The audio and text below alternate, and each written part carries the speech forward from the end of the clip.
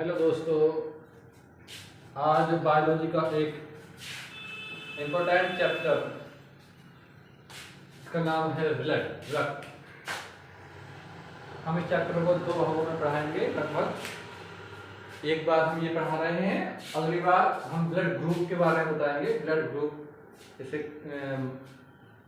पिता का group A हो तो बेटा क्या आएगा, इस तरीके से कौन कौन से ग्रुप दान कर सकते हैं, कैसे कैसे, उसके बारे में बताएंगे। आज हम सिर्फ इसके बारे में बता रहे हैं कि ब्लड क्या है, ब्लड में क्या क्या होता है और ब्लड हमारे शरीर के लिए क्यों आवश्यक है, या ब्लड के कार्य या रक्त के कार्य क्या क्या हैं। सबसे पहले बात कर रहे हैं रक्त। इंग्लिश में कहते हैं ब्लड, हिंदी में कहते हैं रक्त, रुधिर, खून, इतने सारे नाम हैं। लघु भी इसे ही कहते हैं। परिभाषा करें, अगर रक्त की परिभाषा की बात करें तो हम पहले ये मान लें कि हमारे शरीर में या स्वस्थ शरीर में जो रक्त होता है, एक स्वस्थ शरीर में जो रक्त होता है वो लगभग 5 से 5.5 लीटर तक होता है। नॉर्मली 5 लीटर रक्त एक स्वस्थ मनुष्य में माना जाता है। रक्त का पीएच, आप हाई स्कूल में पढ़ते होंगे पीएच, रक्त का पीएच कितना होता है 7.4। अब 7.4 पीएच है, आपको याद करना है रक्त का पीएच कितना होता है 7.4। तो आप देखेंगे 7.4 क्या होता है, तो क्षारीय होता है। 7 से अधिक क्षारीय होता है, 7 से कम अम्लीय होता है। तो रक्त क्षारीय है और यह एक ऊतक है। कैसा ऊतक है? संयोजी, कनेक्टिंग। आप याद रखेंगे कैसा है, संयोजी ऊतक, संयोजी ऊतक है।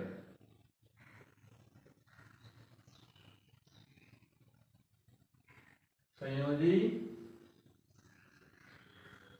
ऊतक है, यह एक संयोजी ऊतक है। तो अगर हम बात करें रक्त की परिभाषा की, ध्यान से सुनेंगे। हमें पता है क्षारीय होता है, संयोजी होता है मतलब जोड़ने वाला होता है पूरे शरीर को, और ऊतक है। ऊतक का मतलब है कोशिकाओं का समूह है। ऊतक की परिभाषा क्या आती है? कई सारी कोशिकाएं मिलकर जो एक ऑर्गन बनाती हैं, या कई सारी कोशिकाओं से मिलकर एक ऊतक का निर्माण होता है। कई सारी या कई कोशिकाओं से मिलकर एक ऊतक का निर्माण होता है। इंग्लिश में ऊतक को टिश्यू भी कहते हैं। आप याद रखेंगे ये क्या है, कनेक्टिंग है। कनेक्टिंग का मतलब क्या होता है? कनेक्ट करने वाला। इसका मतलब क्या है कि ब्लड जो है पूरे शरीर को कनेक्ट करता है। अगर हम हाथ उठा रहे हैं तो कौन कनेक्ट कर रहा है? ब्लड कनेक्ट कर रहा है। ब्लड इंटरेक्शन ब्लड से जा रहा है कि हाथ उठाओ, और ब्लड ही हाथ को उठा रहा है।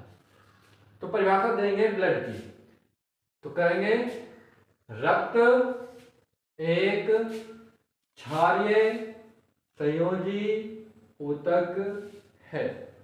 रक्त एक क्षारीय संयोजी ऊतक है जो शरीर की सभी क्रियाएं संपन्न कराता है।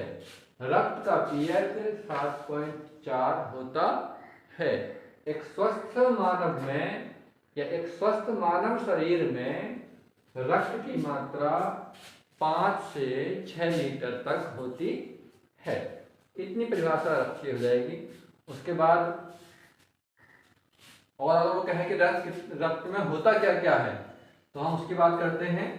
रक्त में क्या क्या होता है? तो रक्त में दो चीजें फॉर्मली होती हैं।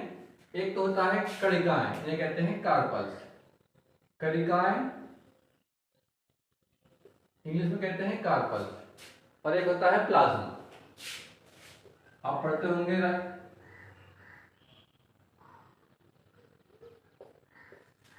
एक होता है कणिकाएं, एक होता है प्लाज्मा। कणिकाएं का मतलब है, आप पढ़ते होंगे लाल रुधिर कणिकाएं, श्वेत रुधिर कणिकाएं, प्लेटलेट्स वगैरह वगैरह। प्लाज्मा होता है चिपचिपा पदार्थ, ब्लड में चिपचिपा पदार्थ। जब आपको चोट लगती होगी और चोट जब ठीक होने पे आती होगी तो उस समय काला काला सा एक खुरंट नुमा छूटता है, वो प्लाज्मा का सूखा हुआ रूप होता है। तो प्लाज्मा में क्या होता है? प्लाज्मा में 90% पानी होता है और 8 से 10% कार्बनिक पदार्थ होते हैं। ये कोई इतना इंपोर्टेंट नहीं है, हम बात करते हैं यहाँ पे, ये इंपोर्टेंट है।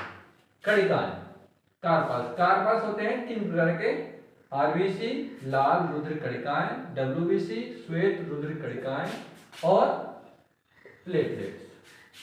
आरबीसी, डब्ल्यूबीसी और प्लेटलेट्स।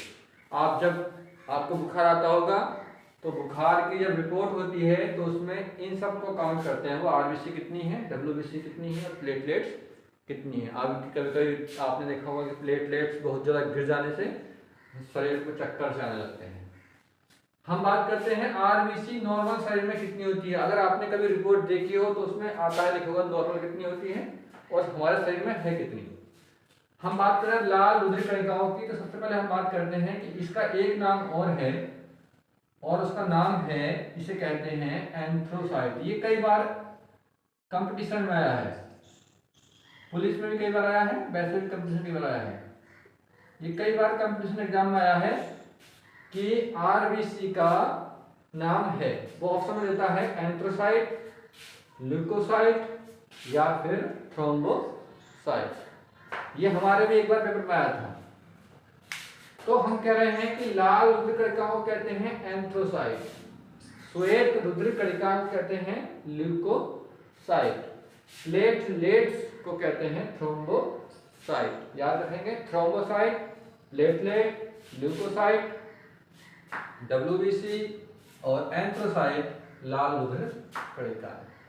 अब कौन सी कणिकाएं कितनी जल्दी मर जाती हैं, तो हम याद रखेंगे लाल रुधिर कणिकाएं 120 दिन में समाप्त हो जाती है, श्वेत रुधिर कणिकाएं 2 से 3 दिन और ये 2 से 4 दिन। अब बात करते हैं कितनी मात्रा हमारे शरीर में होती है, ये बहुत इंपॉर्टेंट क्वेश्चन है, कितनी मात्रा है। तो हम याद रखेंगे नॉर्मली पुरुषों में जो होती है वो 40 से 45 हजार प्रति घन सेंटीमीटर के हिसाब से आरबीसी पाई जाती है, 40 से 50 प्रति घन सेंटीमीटर। ऐसे ही डब्ल्यूबीसी जो होती है वो कम पाई जाती है, आरबीसी से कम। कौन पाई जाती है, डब्ल्यूबीसी। कितनी है, 8 से 10 हजार तक। और ऐसे ही प्लेटलेट जब आप चेक कराते होंगे तो आता होगा 1.5 लाख से 4.5 लाख तक प्लेटलेट पाई जाती है। यहाँ पर आपको वो चेंजिंग मिलेगा, 2 लाख से 5 लाख भी मिल सकता है या 1 लाख से 5 लाख भी मिल सकता है। तो नॉर्मली जो होती है वो 1.5 लाख से 4.5 लाख तक प्लेटलेट्स अगर आपके शरीर में है तो आपको कोई परेशानी आने वाली नहीं है। उसके बाद हम बात करते हैं कि इनका काम क्या क्या है, जैसे आरबीसी का काम क्या है, डब्ल्यूबीसी का काम क्या है और प्लेटलेट्स का काम क्या है। तो हम बात करें आरबीसी लाल रुधिर कणिकाओं। लाल रुधिर कणिकाओं में एक तत्व पाया जाता है जिसे हम कहते हैं हीमोग्लोबिन। जब आप डॉक्टर के पास जाते होंगे और डॉक्टर आपसे कहता होगा कि भाई खून की कमी है और आप हीमोग्लोबिन लगवाइए, तो हीमोग्लोबिन कुछ नहीं होता है, वो एक तरह खून ही होता है, लाल रंग होता है। आरबीसी में एक पदार्थ पाया जाता है जिसका नाम है हीमोग्लोबिन, और हीमोग्लोबिन में क्या पाया जाता है, एसिड, जिसे बोलते हैं आयरन। अगर आपके शरीर में खून की कमी है तो डॉक्टर आपको सजेशन देते होंगे, आपको विचार देते होंगे कि आप क्या करें, हरी सब्जियां खाएं। अगर आप हरी सब्जियां खाएंगे तो आपका ब्लड खुद ब खुद बढ़ जाएगा। हीमोग्लोबिन में 2 चीजें होती हैं, एक होता है हीम, एक होता है ग्लोबिन। ये भी कई बार आया है एग्जामों में कि हीमोग्लोबिन में क्या क्या होता है, एक होता है हीम, एक होता है ग्लोबिन। इसका अगर आप संधि विच्छेद करेंगे तो आपको मिल जाएगा हीम ग्लोबिन। हीम जो होता है तो रंग होता है, एक लाल रंग होता है। कौन सा रंग है, लाल रंग, रेड। लाल रंग होता है हीम। वर्णक क्या कहते हैं, रंग को कहते हैं। और ग्लोबिन नाम की क्या होती है, एक प्रोटीन होती है। हीमोग्लोबिन में क्या होता है, लाल रंग होता है, ग्लोबिन नामक एक प्रोटीन होती है। अब बात करते हैं डब्ल्यूबीसी है, आरबीसी कार्य या फिर हीमोग्लोबिन कार्य। बात तो एक ही है, आरबीसी कार्य की बात आए या फिर हीमोग्लोबिन कार्य की बात आए। तो जो हमारी सांस है उसमें जो ऑक्सीजन छट रही है, उस ऑक्सीजन को ब्लड में मिलने के बाद, जो ब्लड में मिलाने के बाद जो पूरे शरीर में फैलाता है वो कौन है, आरबीसी। मतलब ऑक्सीजन को अपने साथ लेकर पूरे शरीर में फैलाने का जो काम करती है वो आरबीसी या हीमोग्लोबिन करती है। इसे कहते हैं ऑक्सी हीमोग्लोबिन, अनऑक्सी हीमोग्लोबिन। वो थोड़ा सा डीप में है, वो कभी फिर बताएंगे।